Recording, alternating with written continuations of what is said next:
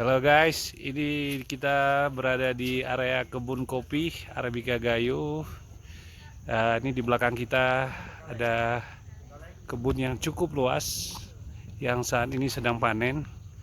Dan di sekeliling ini juga ada kebun-kebun yang memang kopinya udah agak lumayan tua. Dan ini akan ditanam kembali guys, ya. Jangan lupa guys untuk kunjungi Arabica Gayo di lokasi ini. Oke, terima kasih. Ini untuk jenis varietas Gayo 1.